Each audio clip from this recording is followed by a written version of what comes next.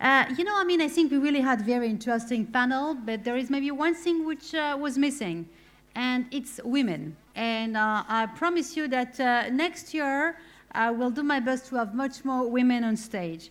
But this is why I'm so happy to welcome now Iris Beck-Codner. Iris is an amazing woman. She's the Group Executive Vice President for Corporate Marketing and Communication in TEVA. She's in charge to plan and to lead the company transformation and adapt it to the future challenges, including the shaping of TEVA's global brand. It is my pleasure to welcome you.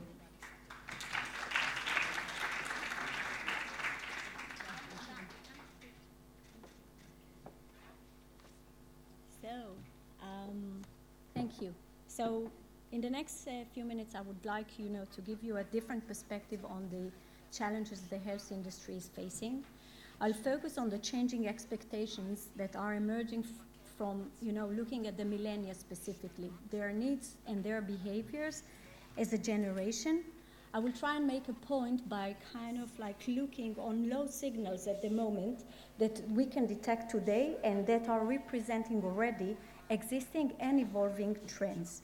And it will represent, and it is already representing, needs that are demanded by people. And the sources, for the different insights and stats are secondary research we have conducted, and if in case somebody is interested, I'm happy to share. Movies are often provide us with a vision of the future. And in order to engage your imagination, I'd like to share like 1 minute from the movie Big Hero 6. So I just want to see that I know how this goes. So, what have you been working on? I'll show you. Duct tape? Hate to break it to you, bro. Already been invented. Hey. Ow! Dude! Ow! This is what I've been working on.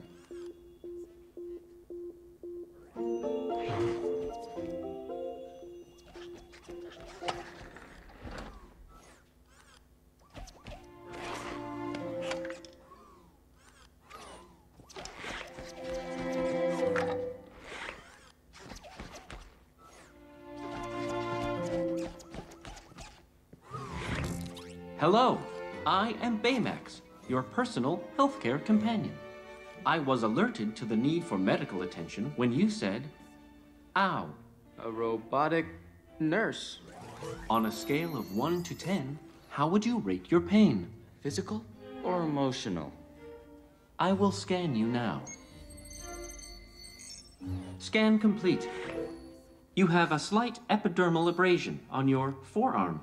I suggest an antibacterial spray. Whoa. What's in the spray specifically? The primary ingredient is bacitracin. It's a bummer. I'm actually allergic to that. You are not allergic to bacitracin. You do have a mild allergy to peanuts. Not bad. You've done some serious coding on this thing, huh? Uh-huh. Programmed him with over 10,000 medical procedures. This chip is what makes Baymax, Baymax. So, I don't know about you, but I would like a cuddly Baymax to be my personal healthcare companion. And I think it might look off topic at the moment and maybe fictional, but it is interesting, it is disruptive, and it is especially representing what people and patients would like to have and would like to have already now. So in the last 3 years in TEVA, we are engaged in an energetic conversation about the future of the industry, probably like any other pharma. And, we're looking into new technologies that come into play, new players from outside of the industry that are changing the norms, new partnerships, obviously, beyond the classic territories. We're exploring like new avenues and new business models just beyond the pill, like IBM Watson partnership or American Well. And like many other categories, we are seeing consumerism everywhere. Practically everybody, consumer, patients, carers, physicians, all are consumer. Today at TEVA, when we look at it, we don't just talk about medicine anymore, we talk about medicine and more, talking about all the buzzwords which all are very familiar with, big data, wearables, new delivery system, etc. And these are definitely exciting times for TEVA. And I think the most important and more difficult thing to do is to shake our own paradigms in order to create a new set of beliefs or new set of insights that will motivate us to act and disrupt our own model. And this is not just because of technology. The pace for the future of healthcare is not only because of the changes we see in technology. It is driven by needs and behaviors and the new expectations of the new generation. If you think about it, today, the sweet spot of pharma is very much based around what we call boomers, those who were born between 46 and 64. Their impact on the impact of baby boomers on population and healthcare system is profound. They are aging. Their demand for medical care driven by the size of the aging population is huge.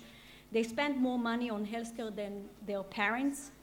They visit doctors more frequently. They consume more health diagnostic services, and they are not afraid to spend out of their pocket money in addition to the regular cost in order to improve their quality life. But we should not lose sight from the younger generation. Many, the millennials, many trends are driven by this generation, known also as the Generation Y. They are influencing changes to both healthcare and marketing in general. They impact, the trends that they are setting impact everybody, regardless of age. And I don't know if you were aware, once we started to look into it, millennials, they make up 25% of the US population already in 2014. They will account for 75% of the full workforce in the US by 2025. They, by definition, will take over boomers as the US biggest consumer buying group. And they will shift, obviously, purchasing power. And if you think about it, as healthcare providers, in order to survive or strive, we'll have to adapt sooner rather than later to their preferences. So I want to reiterate this point. Again, taking over the workforce suggests that they will gain something that all industries value most, which is spending power. And again, some more statistics, $1.4 trillion each year will be their spend expected in 2020, and they will make up a fifth of consumer discretionary purchases. They have grown up in a very, in time of rapid changes, like a different word and a different worldview, and it is giving them a set of priorities and expectations that are sharply different from the previous generations. And here are some examples. They are the first digital native generation that, grew up at the same pace of technology. So if you think about it, it also, I'll go very briefly. They grew up toggling between technologies. They do their homeworks, their video games, apps, YouTube, Netflix, Game Boys, whatever. They are wired in ways that enables them to pick up new technologies in a very intuitive way. They are moving seamlessly from screen to screen as a second nature. They are multitaskers. They are social and they are extremely connected. Online world, social media, all are platforms to reach the world. And they are pioneers. They have created and promoted this notion of sharing economy, applications for everything, product ratings, reviews, social media, etc. They've managed to actually acclimate the digital immigrants, my generation, I'm a digital immigrant already, including their parents and their grandparents, and they are accustomed to an on-demand lifestyle. So, I don't know if you know, but it was surprising for us to learn that they are on track to be the most educated generation to date. You can see here the percentage of completing at least a bachelor degree at age of 18 to 33, age by gender, and you can see the different generations. So by definition, on track to be the most educated generation to date. They are very ambitious, but with less money to spend, which is very important to understand, especially in our industry. They are increasingly being cut out of the wealth generated in the Western world. It's a combination of depth, of joblessness, globalization, demographics, the raising house prices, and all these trends are, depress the income and the prospects of this generation. And this is resulting in an unprecedented inequality between generations. And despite, the fact that they are struggling, with debts and recession, etc., their aim really as a generation is to make the world a compassionate, innovative, and a sustainable world. They want to work for a purpose, and they want their workplace to be aligned with their values. And I'll skip some, so just like to be on time. So their attitudes toward health and wellness is profoundly different in comparison to their parents. So one example is that when you ask what is your definition of healthy, millennials differ from the older generation. For them, being healthy doesn't just mean not sick. It is a daily commitment to eating right and to exercising. For them, wellness is a daily active pursuit. So they are not just like, it's not about big decision. They are exercising more, eating smarter, in a smarter way. They smoke less than previous generations, and they view their health more holistically, trying to maintain the balance in terms of, small everyday choices, not just the big choices. And it was very powerful to see that despite their young age and the fact that they are by definition, healthy, they are truly focusing on prevention. And that was striking for us to find that mainly because they don't trust the current system and seek for more control. So 2/3 worry that the current healthcare system will not be able to support them when they age. And as a result, they are seeking, for alternative ways to support a healthy lifestyle. And you can see, how they creating all these new trends for the older generations as well, and the spending shift really impacts multiple categories.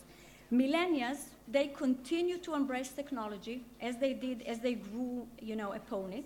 And that will allow them to curate what they call hacking of their own self-directed health regime. And you can see that 74% track their fitness as part of their effort to create a customized health plan. So they are extremely committed about it. Mindful of time, I'll move quickly, and maybe I'll get directly, to the fact that it doesn't stop at healthcare. So the largest generation in the US, as I said, the one whose purchasing power continues to grow, they are having a major and increasing influence on every industry, obviously, and on healthcare specifically. And their mindset, influences and habits don't align with the traditional models of healthcare delivery today. And we must adapt earlier rather than later. And although they are healthy, one can argue that their health engagement is related to their age, we can definitely see new signals. And here are some of the most game-changing ways millennials interact with healthcare. First one is the doctor. So interestingly, millennials still consider physician as their most trusted resource for healthcare information. However, why do they avoid doctors? Because the general lack of convenience. They aren't really used to person-to-person service. If they're all generations, like their parents, value person-to-person communication and cultivating relationship with the family doctor, this group, that is used to use services such as Amazon are really avoiding person-to-person services per se. Long time wait is not an option. They are used to reach out, when they need something, getting instant gratification, and that's the way. And the other part of looking at doctors is fear of costs and fear of bad news. I'll go quickly. I know. They are the most educated generation. They do their homework, and I think it's quite obvious. Just like to say, they are twice as likely as other generations to act on health advice they find through internet and social media. They trust pharma, social media, and mobile apps and advertising. and are 5 times more likely to trust pharma-sponsored social media platform than consumers at the age of 45 and 65. They are also twice as likely as non-millennials to have participated in online communities in the past year. They trust the information there, and they are increasingly comfortable to share their symptoms and treatment through patient networks. This is really interesting. Drive-through health, like, you drive through for McDonald's. For them, it's drive-through health. They want care fast. Older generations see primary care physicians, as the first line of defense against non-critical health concerns. Millennials see them as the last resort. And there is an app for everything. You can see here, 73 are interested in their that their doctor will be using mobile devices during appointment. 72 interested in a doctor giving them a mobile app to actively manage their well-being. And you can see the stats for wearables, 3D printing for prostates, telemedicines, and cutting-edge devices. They are all over, and they are leading this trend. And as I said, I'll go on this one.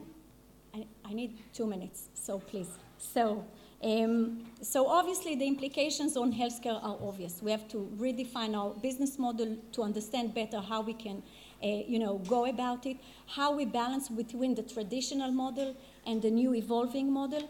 And if there is one example which I want to share with you, which was interesting, is this one. It's a fantastic example of what we can probably expect to become the norm in the future.